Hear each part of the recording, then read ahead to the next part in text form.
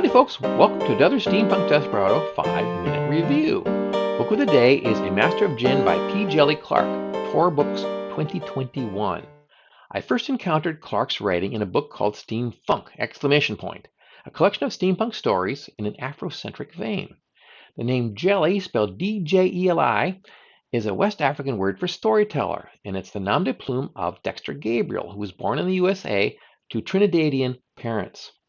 Clark has written some excellent novellas, such as The Black God's Drums, a steampunk set in alt-historical New Orleans during the Civil War. A Master of Djinn is his first full-length novel. It won the Nebula Award in 2021 and the Locus Award in 2024. Steampunk has come under fire from people on the left for being too white or apologetic of colonialism. Where they go wrong is assuming that steampunk writers have a uniform perspective. We don't. Some are quite harsh on Western civilization and the British Empire in particular, but since steampunk is about altering history, you can suppose that things went differently, perhaps changing the course of colonialism from how it actually went. Sometimes it can hinge on the death or survival of a historical figure, or a war that went a different way, or a technology that appeared ahead of its time. Master of Djinn is that kind of story, but here the difference is supernatural. It takes place in 1912, 40 years after the sorcerer Al-Jahiz breached the boundary into the spirit world, revealing that magic is real. The world now knows that Djinn, which we call genies, angels and demons, truly exist. As the new center of magic, Egypt is no longer a province of the Ottoman Empire or a colony of the British. It's a world power. So this book is not so much complaining about colonialism, but speculating how different conditions could put different groups at the top. Egypt is a perfect setting because, as a nation, it's been both a conqueror and conquered over its very long history. The book's hero is an anomaly, Fatma al-Shawari, the first female detective in Egypt's Ministry of Alchemy, Enchantments, and Supernatural Entities. Clark introduced her in 2016, a novelette called A Dead Djinn in Cairo, in which she's called to investigate the alleged suicide of a djinn.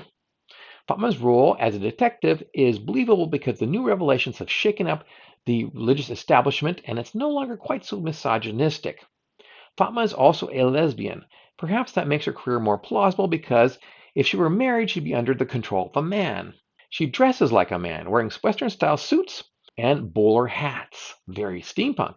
Speaking of that, we have the obligatory gadgets. The Dead Djinn prequel included clockwork angels, and the world building is amazing. Lots of Egyptian cultural authenticity. Some readers hate being bombarded with foreign terms for food, clothing, and customs. I love it. It's almost like going there. Fatma's job in Master of Djinn is to solve a series of murders. The first victim is an expatriate British aristocrat. As more people die, they turn out to be all members of a secret society dedicated to the teachings of Al-Jahiz. But then a man who says he is Al-Jahiz claims responsibility for the killings. Agent Fatma at first assumes he's got to be an imposter, but is he? She's also been saddled with a rookie partner, an enthusiastic young woman named Hadia, because of course it would be improper to pair her with any man. This girl is much more of a conservative Muslim, and she dresses conservatively. She's also annoyingly clever at times. A Master of Djinn is not all that great as a murder mystery because it was pretty obvious from the start that this is part of a much larger conspiracy. I consider it to be more of a fantasy thriller. As the story proceeds, it goes from moderately paced police investigation to a frantic race to save the world. I like that structure because it gives you time to get familiar with the characters in the setting, and then after you've gotten to like them, you find that there's more at stake, and the stakes get higher and higher, and you can't stop reading. I admit that I got the idea to review this because of Black History Month, and I wanted to showcase at least 3 African American writers. Seriously, though, Clark's work is worth checking out any day of the year. It's got all the elements of steampunk under a fresh perspective. Judging from the man's blog, A Disgruntled Haradrim, his views are quite different than mine, especially concerning the new administration. But my first priority is that the writing is good, and the ones I've read so far are very absorbing, and that it's not too negative or victimistic. So I heartily recommend Djeli Clark's A Master of Djinn. This has been a Steampunk Desperado 5-minute review.